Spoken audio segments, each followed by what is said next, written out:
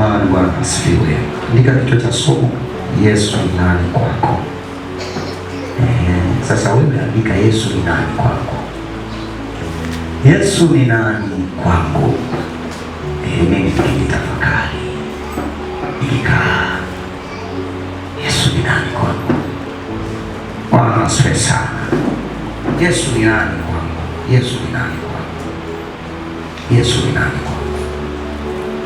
Yesu ni nani kwako? Haya, mimi sasa nakuuliza, Yesu ni nani kwako?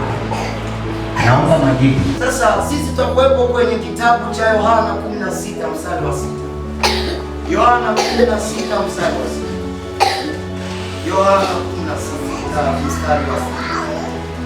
14. Naomba tuseme 14 mstari wa 6. Yohana 14 mstari wa 6. Yesu akawaambia, mimi ndimi njia na kweli na uzima, mtu haji kwa Baba ila kwa njia ya mimi.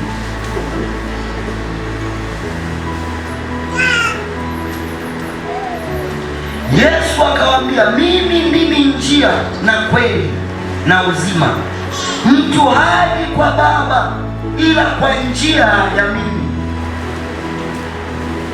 Mtu haji kwa nani? Kwa Baba ila kwa njia ya mimi. Mimi nitakuwa nazungumza tu vitu vitatu, anajifunua hapo na anazungumza ya kwamba mimi ndimi njia, na sio tu njia, kweli, na cha tatu uzima. Jamani, Bwana asifiwe sana. Mimi ndimi njia. Kwa hiyo Yesu anajikiri na kujitambulisha, anasema yeye, cha kwanza andika, yeye kwako alivyokuja, amekuja moja, kama njia; mbili, kweli; tatu, uzima. Moja, yeye ni njia. Yeye ni njia. Sasa kuna maswali mengi duniani na kuna shida duniani kwa sababu ya kuwako kwa dini nyingi ambazo hazimkiri Yesu kuwa ni Mungu, kuwa ni Mwokozi wa ulimwengu, ambazo hazikiri juu ya utatu mtakatifu wa Mungu. Mungu katika nafsi ngapi? Tatu. Hazikiri. Yesu ni njia. Tena andika, Yesu ni njia pekee ya mbinguni.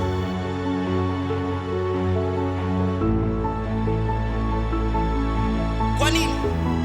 Yesu ndiyo njia, hakuna njia nyingine ya wokovu, wala haiko njia nyingine ya kuingia mbinguni. Watu wanaulizana huko duniani, wengine wanakaa kwenye mijadala na kufanya research kwamba kwani njia pekee tu ya kwenda mbinguni ni Yesu peke yake.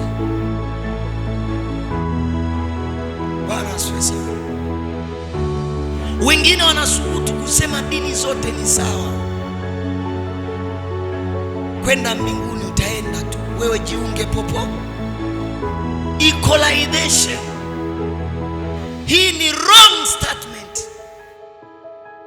Ni maneno ambayo hayako sawa. Jamani, Bwana asifiwe sana.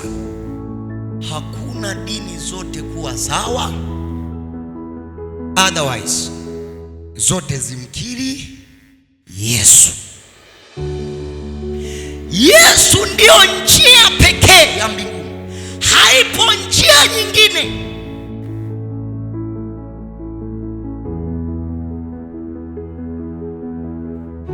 Bwana asifiwe sana. Na kwa sababu kumjua Mungu, nitakuwa kwenye kipengele cha kweli hapo, nitazungumza kidogo. Huwezi kumjua Mungu na hauwezi kumwabudu Mungu wa kweli bila Yesu Kristo. Na ndio maana nasema hakuna aliyemjua Baba ila nani? hiyo yeyote aliyemkataa Yesu amemkataa Baba. Kwa hiyo anayesema anamwabudu sio Mungu wa mbinguni, kwa sababu kigezo cha kumwona Baba na kumwabudu Mungu wa mbinguni lazima umkiri Yesu kuwa Bwana na kuwa yeye ni Mungu. Jamani, Bwana asifiwe sana.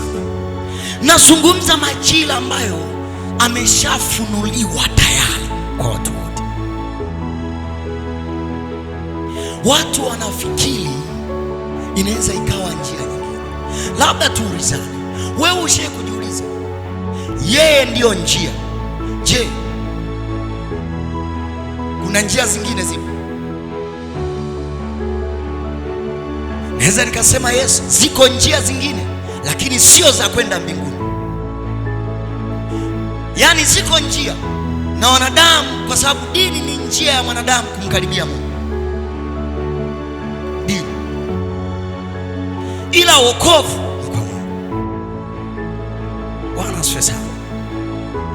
Sasa hizo ni njia za mwanadamu. Bwana asifiwe sana. Ni njia za nani? Njia zinaweza zikawa nyingi, lakini sio kila barabara ya kwenda Msamvu. Si kweli jamani? Barabara ya kwenda Msamvu ziko ngapi? Wewe ukitoka hapo unaenda Msamvu, huwa unapita barabara ngapi? Moja, sio mbili.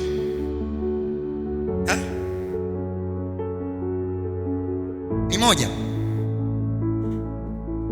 Kwa hiyo kuna uwezekano kuna njia nyingi, lakini njia ni hii, na imefunuliwa sio tu hapa, toka nyuma.